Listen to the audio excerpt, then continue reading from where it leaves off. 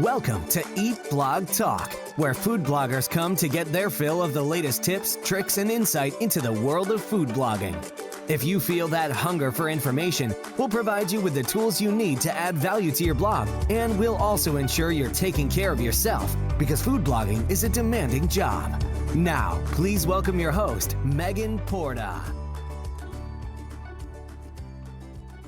Food bloggers, don't forget to check out the food blogging forum style community that we started over at forum.eatblogtalk.com.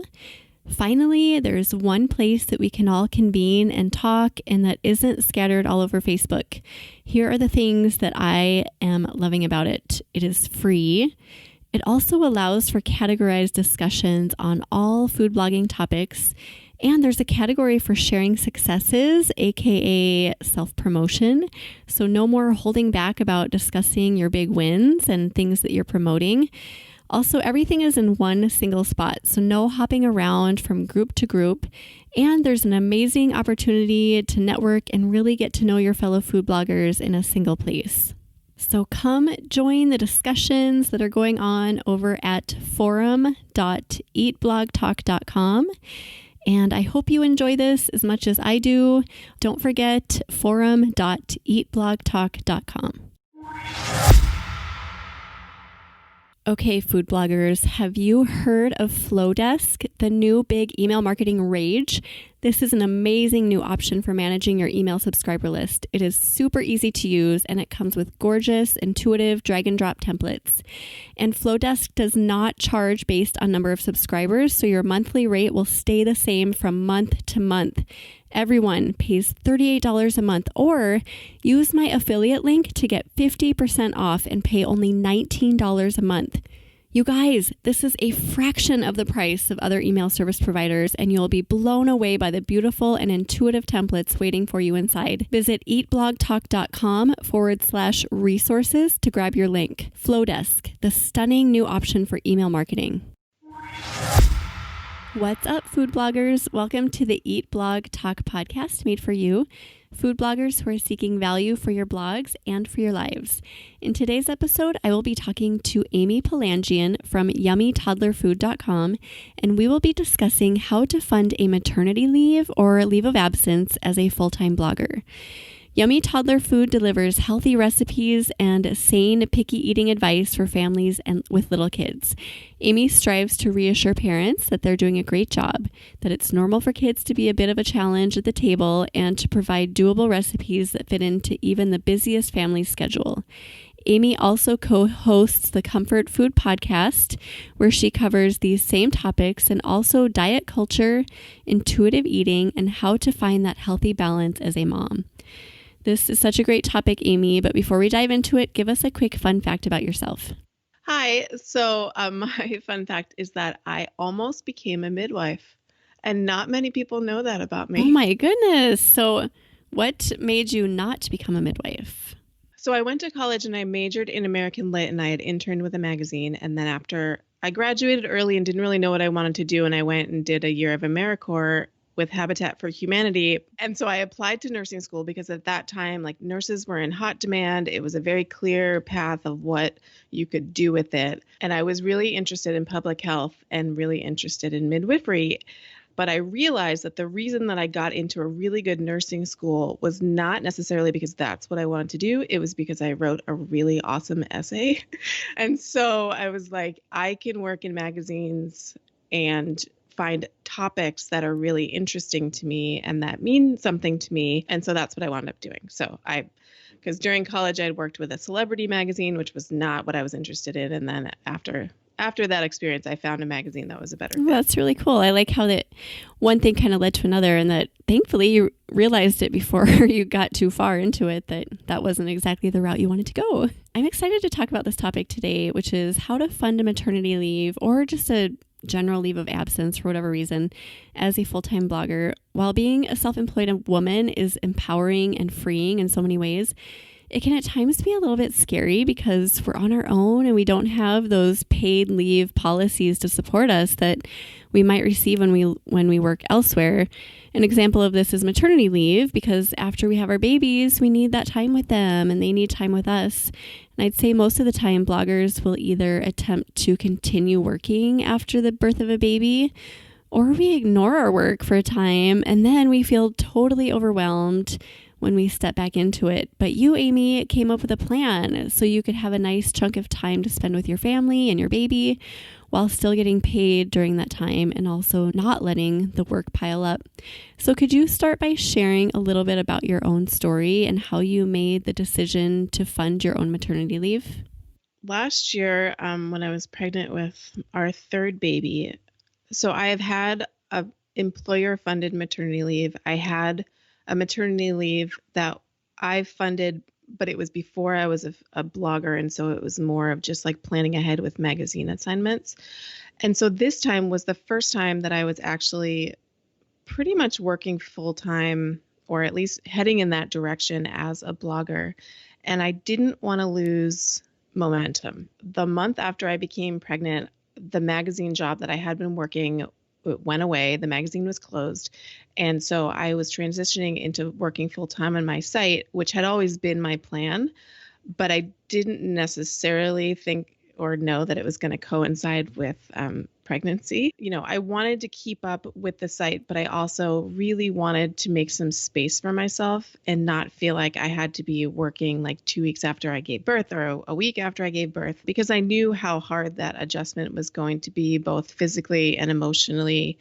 And also because, having 3 kids is a lot of kids. And it's just like logistically, I just knew that I couldn't work all day and take care of the baby and take care of myself, because I had done some version of that previously, and I knew that it really was not a good way to go. For sure. What are the first things that you thought of, like once you made the decision to fund your leave of absence?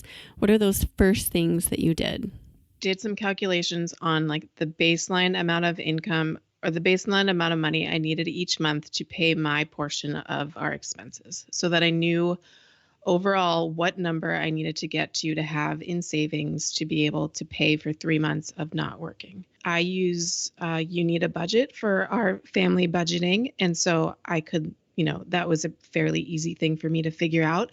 And I really I trimmed back on expenses. I looked at if we weren't going out to eat, if we weren't doing a lot of extra spending, because it was intimidating to come up with a large chunk of money. And so, I was like, well, if we have a new baby, we're not going to be spending a ton of money on extra stuff. So we can go bare bones on this.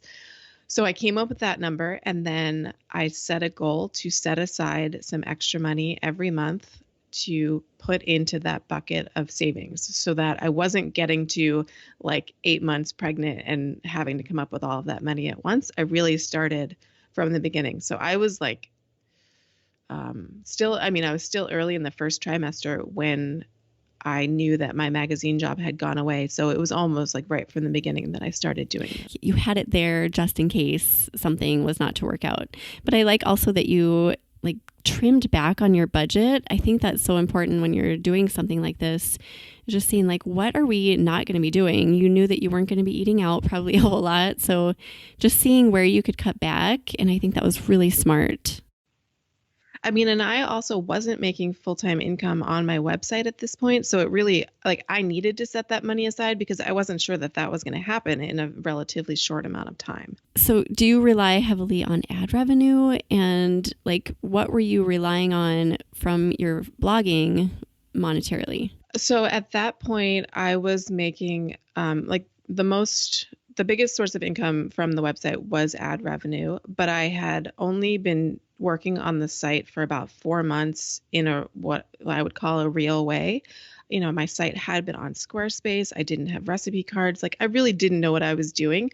And so that spring, the spring that I became pregnant, so in 2018, that's the right, yeah, 2018, I listened to everything I could about SEO. I really, I needed to figure out how to do it the right way. So my site, I had been with my ad network for maybe a month when I became pregnant. So I just didn't have historical data to know what was possible. Yeah. So you just kind of set everything up in the quote right way to kind of set the stage for leading up to it, basically. So you kind of like dove into SEO and some things that you hadn't previously focused on. It's kind of like a framework, like you were setting up setting the stage, like I said before, for success. Yeah. And I really, at that time, I was just determined to turn the site into something that could actually be my job. So I wanted to do it the right way. So getting all of those ducks in a row was really important. Definitely. So speaking like blog wise, what are some of the first things that you considered once you made the decision to fund your leave of absence from blogging? So we're talking like systems, outsourcing, those sorts of things. So that summer, I started working with a virtual assistant company to handle my Pinterest. So they did all of my scheduling. So I was planning on continuing to use them. They, at the time, were making extra new pins for me each month, which was really helpful. So as I got closer to my leave, I just made sure that I had all of the lists ready for them and they knew my schedule, so that was pretty seamless. I worked on planning out 3 months of content. And so I had I think it was about 3 posts a week. And that was a combination of revised and optimized old posts and also new ones. Because I didn't want anyone who was on my site to be able to tell that I wasn't working actively. So I wanted it to seem like it was still functioning the way that it usually does. And that, you could obviously, that's probably more than you would need to do. But I just wanted, because the site was still so new in its sort of real format, I wanted it to sort of continue going. So I had those posts scheduled out. I made a calendar. I had my regular planning calendar, and then I also started writing the calendar up on a whiteboard in my office so that I could see it visually. And that became really important once I had the baby, which I can talk about in a little bit. And then one other thing with scheduling is that I made a plan pretty early on to hire out all of my Facebook scheduling, because it's not a ton of time a week, but I for sure did not want that to be my responsibility. And then I started using Planoly to schedule Instagram. So I had sort of my baseline Instagram posts scheduled for 3 months with corresponding to all my new blog posts. And then I, could fill in if I wanted to post anything else. Planoly is huge. I know a lot of people that use that, just not even for leaves, but just for regular life. It's awesome. And it is nice, not even speaking about maternity leaves, just to have a bank of content, whether it's on your blog or Instagram or Facebook or wherever, just planned and kind of done. So I think utilizing those resources is great for a leave, but also I can see, and we'll talk about this later, but how that can carry over into like your real life once you're back, and like, oh, that was really nice to have that scheduled. So you had Pinterest kind of taken care of. You hired out Facebook, which I think is really smart because, like you said, it's not a ton of time, but it's just like one of those things you just want off your plate, especially if you have other things to focus on. And then I also liked your idea about the visual calendar. Just like during your leave, did you kind of refer to that as you went along, or did you completely ignore it? Were you kind of hands-on during your leave, or how hands-on were you? Oh, for the first 6 weeks, I really tried to keep my computer closed as much as possible. I did check things like once a day just because I'm pretty type A, and I just wanted to make sure that everything was working the way that it should be and that traffic was sort of, humming along. But I had that whiteboard up so like each month I would fill it out so that I knew without having to go onto my computer what was coming up that day.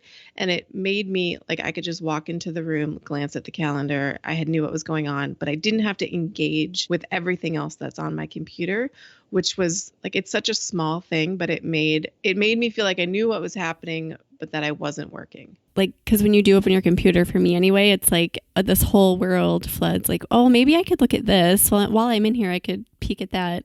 But just having a non-computer related calendar to glance at, I think that's brilliant. What a great idea. It's like a kind of a way to keep like half of an eyeball on it, but not your full attention. And you're not getting sucked into the rabbit hole. You're just, it's like on your own terms. It's right. I love that. So you can kind of like, as a type A individual, you can kind of cross it off know that it's done, know that it's published without like really diving into the world of technology. Did you have any other systems or help or outsourcing that you utilized kind of leading up to your maternity leave? No, it was really like getting the social under control. And really, I wasn't doing video at that point. So that was also sort of helpful because that was just one less thing to have to worry about. Yeah, absolutely.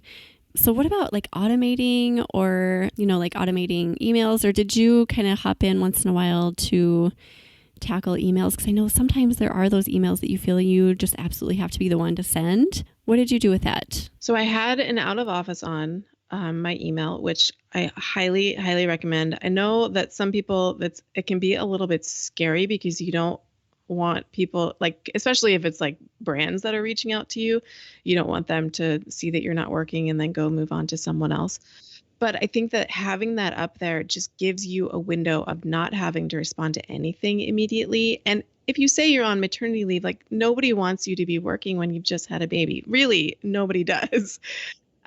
And so that's a sort of an important boundary. And then I also put a message on my contact form, like right at the top of the form saying that I'm on maternity leave. Please be patient with my response times, just so that if anyone was contacting me through there, they would see it. And to be honest with you, it didn't always register, but it made me feel like I was taking some steps to communicate with people. And then I really tried not to force myself to work as I normally do.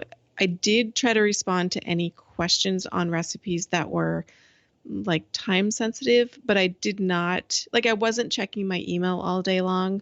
I think that would be something that you could, like have one. I tried to do it one time in the afternoon when my husband was home so that if there was anything like urgent that I needed to respond to, I could do it then. But I really tried to keep my phone away because having it near, it's very dangerous. I loaded up my Kindle and I read a lot of books when the baby was sleeping. I hung out in the baby's room and I kept my phone in the bathroom. And, it's like a recipe question is not, it can be urgent, but it's not urgent it's not like a life or death situation. And so you really can just take a deep breath and realize that you are in like a very finite period of your life. People will understand that and it's okay to step back. And I really recommend using that time to read because that was like such an amazing piece I love that. I think I read like 17 books or something in 6 weeks. I was reading like a lot of young adult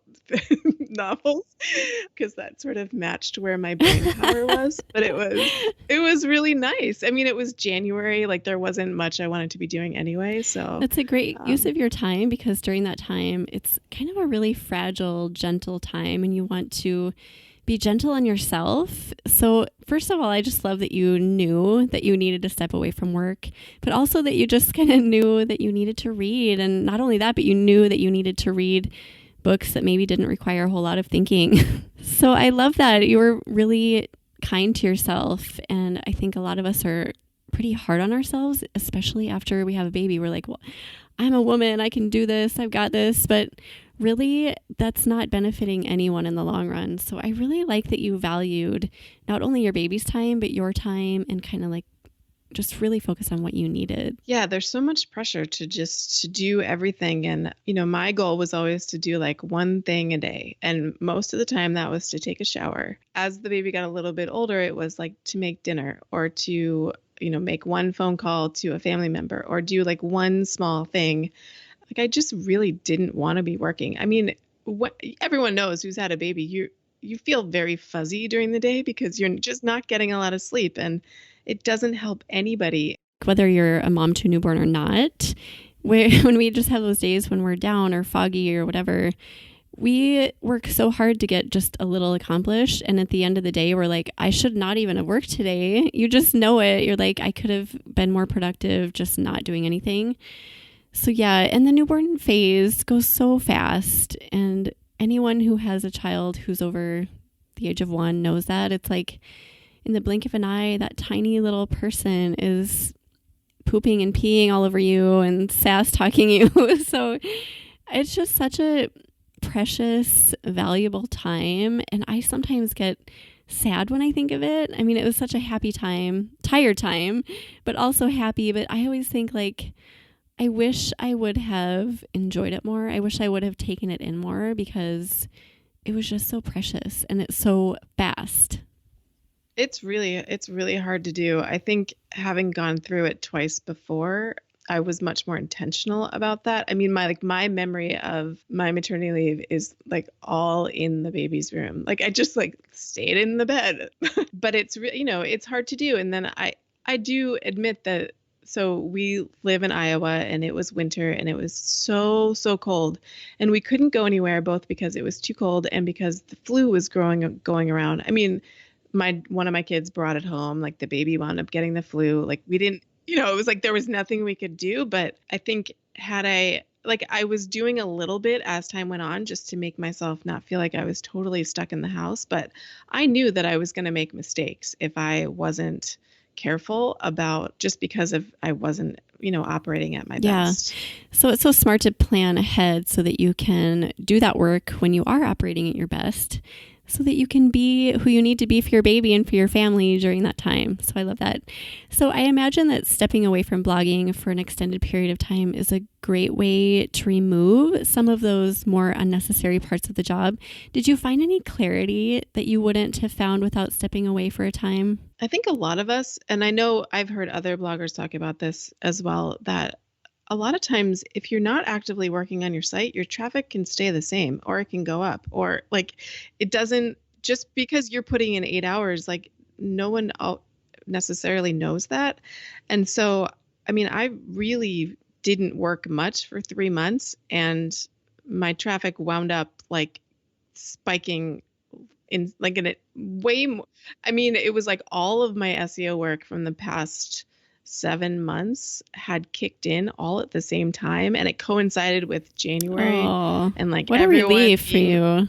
Ready? Yeah. And so I was like, what is going on? But then, so like my financial planning, it was a set of fortunate circumstances that happened, because I suddenly was making full-time income right as I was going on leave. But it was just it was reassuring to know that my site is not going to like implode the minute I step away. I've heard that more and more too. I've heard people talk about having to take leaves of absences for whatever reason, and they come back assuming that things are just going to be like gone or imploded or something, and the opposite happens. So it's not the case that if you step away for whatever reason it is, that your site is going to lose traction, because sometimes in your situation, it actually does the opposite. And I think that's great. Yeah, it was lucky, I think. And also hard work, because you worked really hard up front for that. It was, it just was lucky with that the timing worked out the way that it did, because obviously I couldn't have planned that. I do want to say that it did, stepping away like that, it did put some things into perspective about what I actually like doing. The person who had been doing my Facebook scheduling, she was doing it so much better than I had ever done it before. And I learned a lot from her. And unfortunately, that individual had left the company that I was using. And so someone else had taken it over. I mean, I was ready to just have her do it like for the rest of time, but then like they had switched people. And so it wasn't as good, but it gave me, I was like, oh, I could have someone else do this and they could do a much better job. And so I started thinking through like how I'm using my time and whether there are things that I could outsource that people enjoy more than I do, or that it would be worth my money to pay someone else to do it. I mean, without taking a leave, just working regular day to day, I think we all get caught up in like, only I can do this. Only I can write. Only I can edit my photos. But I like that kind of gave you the perspective that you don't have to do it all. And actually, not only that, but someone else could do it way better. So yeah, I think that's a really important thing to point out too. So what other things? So Facebook, was there anything else that just was like glaring to you, like, oh, I could pass this off, or maybe I don't enjoy doing this as much? I mean, this is sort of an ongoing thing. I think about Instagram a lot, and I know a lot of bloggers do, because it has become such an important platform for social, for sponsored posts. And I have a lot of mixed feelings about it, because I find, at least with my account, it demands a lot of sharing in stories about my personal life, and I don't always want to do that. And so I was more aware of it then, that it felt like that was just too much. And so I do not have the answer to this, but I think that was sort of the beginning of me really thinking hard about how I want to use my Instagram account and what purpose I really want that to serve. And I've sort of like tried something new almost every month, because I don't have great engagement on all of my posts. And I think it's because I don't spend a lot of time talking to the camera. Like in my niche, that is like a lot of people do that. And so that's a struggle, but I know that that's not the story of my business on that one app. And I think that having that clarity of knowing that that's important for many reasons, but that is not the only thing that's important. And so if I want to step away from that, that is something that is totally fine. And it's totally fine for anybody to do. Yeah, there is such a stress on that, isn't there? Almost like a pressure to be on those stories. And I go through spurts where I feel comfortable and like I want to do it. And then I go through a lot of periods of time where I just don't. Like I literally just don't feel like doing it. Like I could push this right now and go find something interesting, I suppose, but why do that? If I'm not feeling it, then why should I? So I feel that struggle too. And I've not had a step away from blogging like you have, but all the time I'm like, what am I supposed to be doing here? So I just kind of go with my gut, honestly. Like, am I feeling it today? No, then don't do it. It's okay not to do it. Yeah. And I think when you're in the position of like, you're not really supposed to be working, like having that permission to just give yourself, like, you don't have to do it. You really don't have to do it. It's not everything. Totally, and it's right. Not everything about your business. Your business is so much more than a single part of one specific platform, I think. But a lot of people are on there all the time, and that's great. I mean, if they're feeling it every day, I think that's awesome. I love going on and looking at the stories and seeing people's fun, wacky, messy lives. It's fun, but I'm with you. So I think social media is kind of an okay thing for bloggers who also decide to take maternity leaves to kind of drop a little bit. What are some other things that we could just kind of right now give bloggers permission to like not stress about? I would say if you get a lot of questions on your recipes or whatever type of blog you have, if you get a lot of questions on your posts, like find a trusted person to answer those for you. I mean, that really would be a great thing to have someone else monitor for you. I think what I had talked about before with just like giving yourself permission not to respond to emails urgently, I think is really something that anyone who's trying to step back should feel entirely free to do. I feel like we should be able to do that in normal life too. Taking a step away from it, I think gives you, like you said, the perspective to kind of allow yourself that. When you're in it all the time, we don't allow ourselves permission to do that. But when you've had kind of a chance to free your head a little bit and read books and spend time with your family and do like quote normal things, then we have more of a perspective like, oh, I don't need that. But day to day, we think that, well, I need this in my life. What am I doing?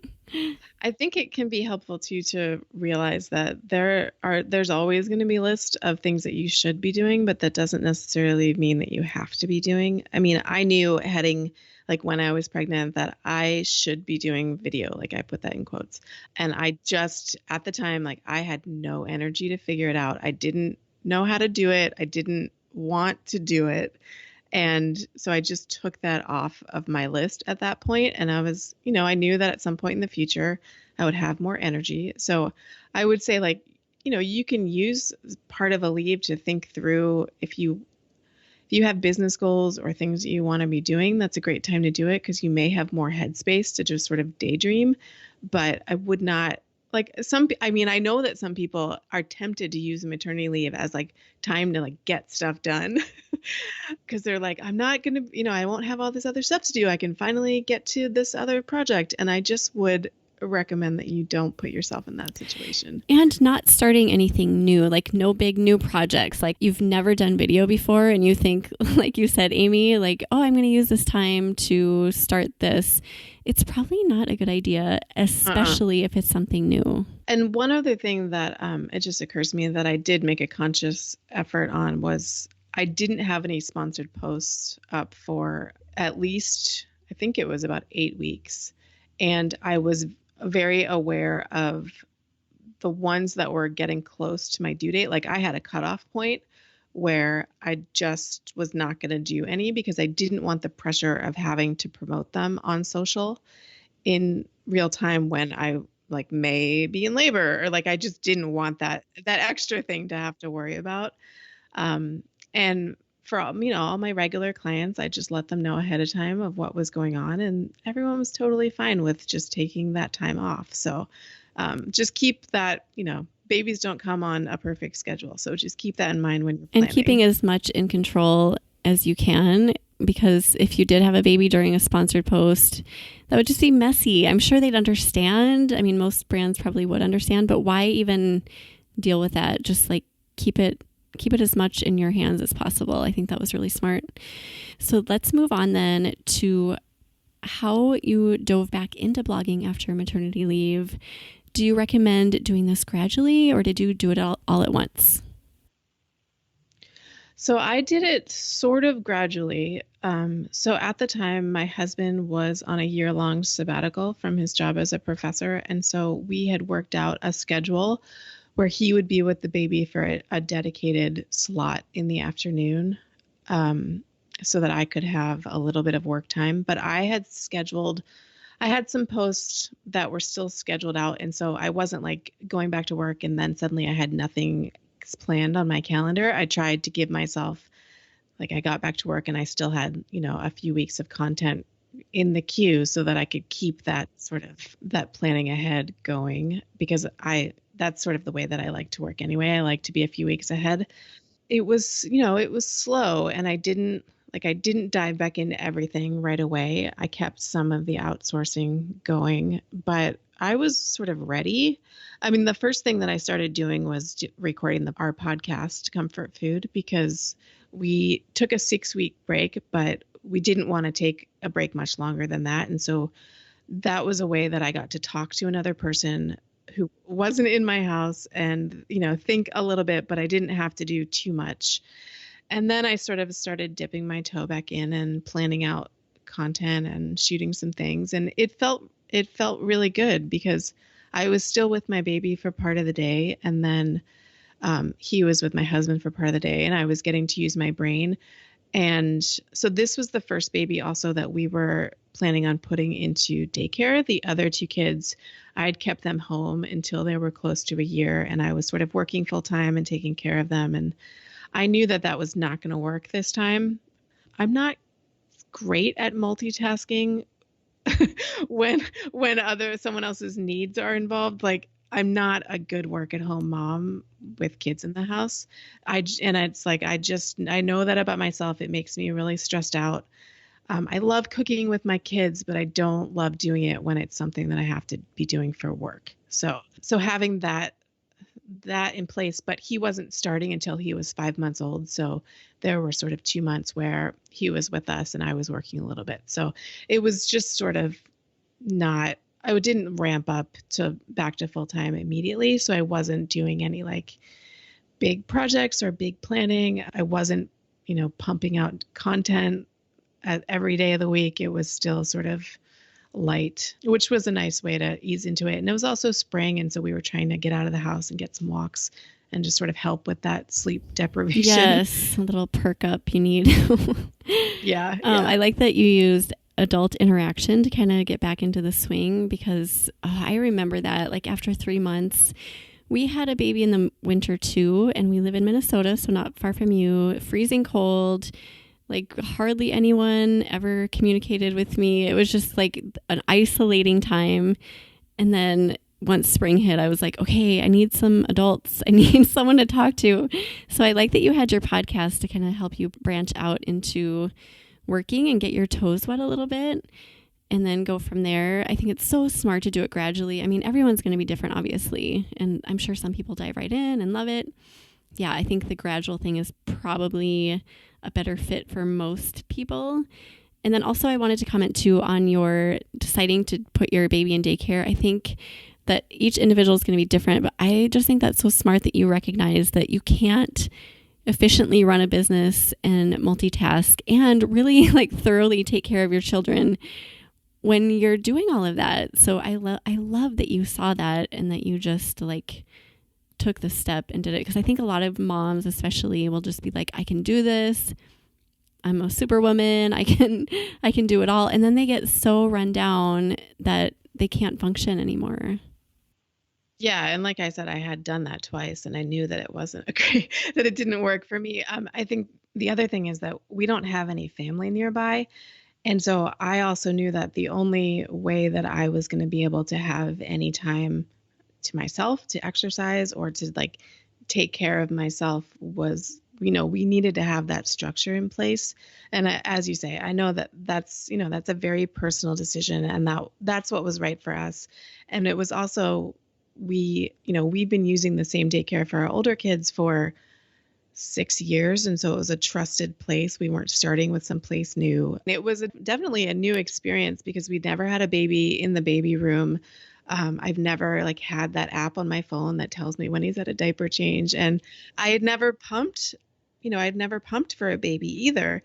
And so all of that was definitely an adjustment. And it's still like, there's still parts of it that are challenging. Now he's like starting to walk along shelves, and when they report like that he's doing all these fun things, it is like, oh, it's weird, but I also still recognize that it is the best setup for our family right now. Yeah, definitely. And it is personal. I also want to point out that this doesn't just apply to maternity leaves because people take leaves for different reasons. So all of this information I think is really pertinent for anyone who decides to step away from food blogging, even if it's just like you're burnt out and you need to step back. So I hope that people listen to this who aren't necessarily taking maternity leaves, but either have taken another leave or are thinking about it, because I think all of this everything we've said can apply to that too. So thinking after maternity leave and kind of beyond that, because I know a lot of mothers with small children are listening right now and also wanting to grow their businesses, give us your best advice about how to balance work and family on a consistent basis.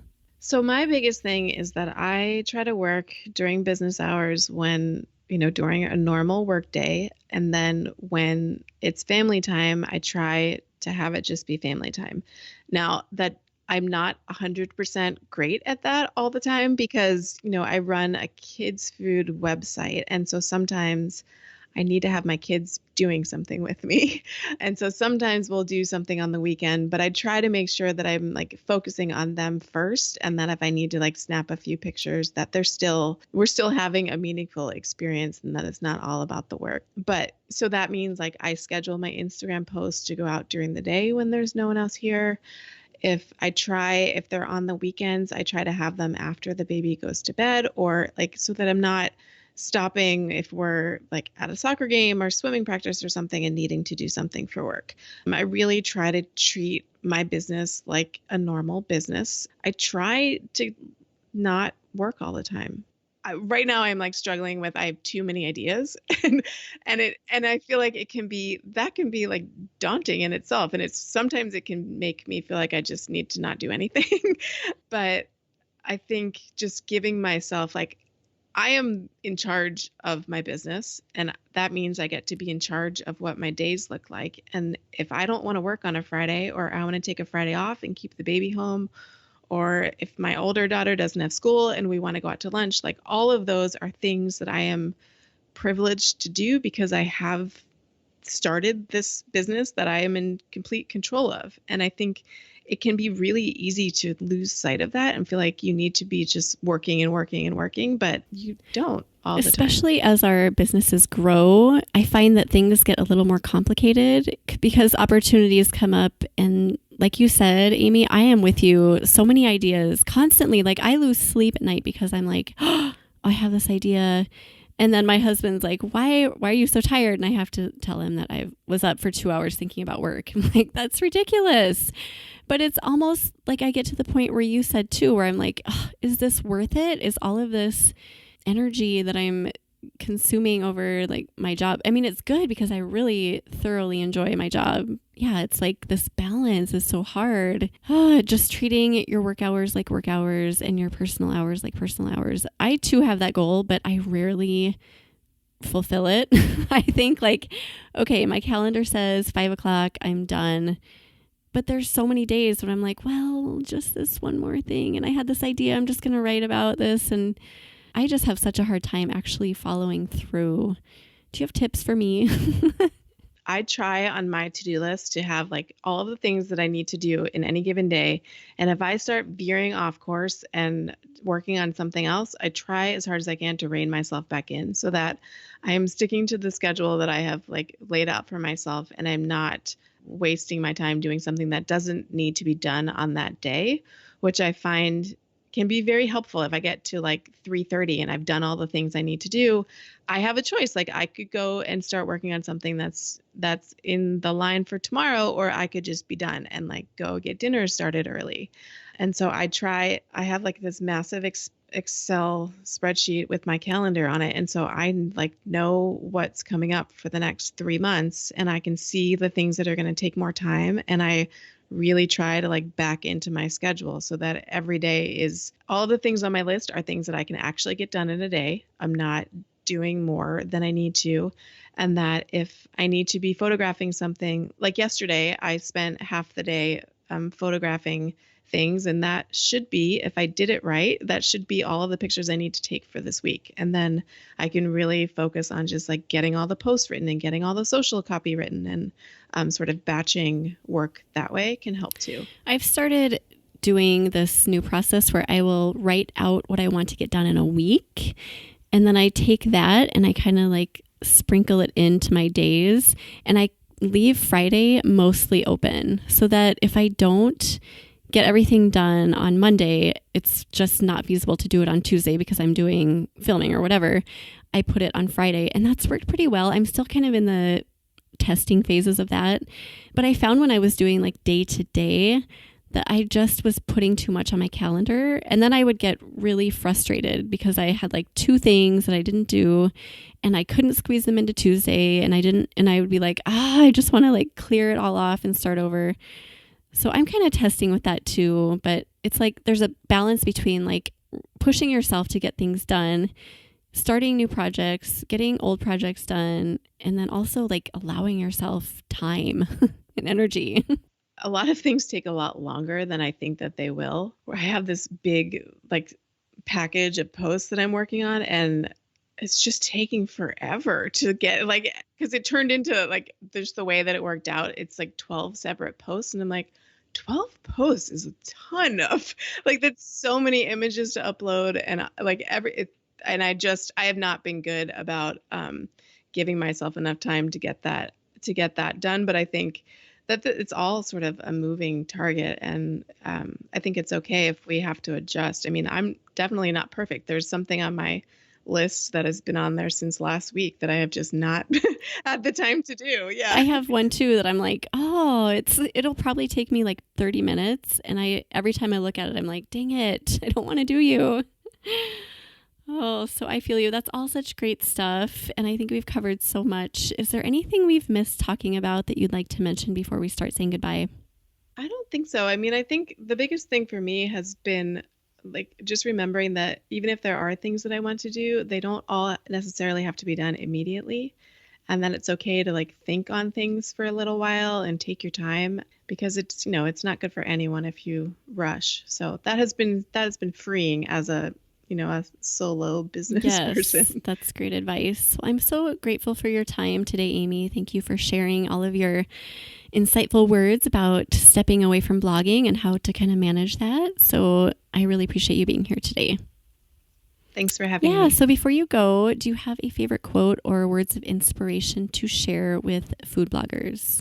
We get to decide what our work looks like and is and feels like on a day-to-day basis. And I think the more that you can remember that, the happier that you'll probably be. Oh, I love it. So simple, but so true.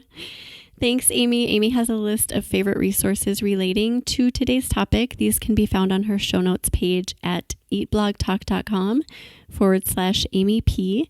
Amy, tell my listeners the best place to find you online. So you can find me at yummytoddlerfood.com, Yummy Toddler Food on social, or you can find us in your favorite podcast player at Comfort Food. Awesome. Well, thanks again, Amy, and thank you for listening today, food bloggers. I will see you next time. We're glad you could join us on this episode of Eat Blog Talk. For more resources based on today's discussion, as well as show notes and an opportunity to be on a future episode of the show, be sure to head to eatblogtalk.com. If you feel that hunger for information, we'll be here to feed you on Eat Blog Talk.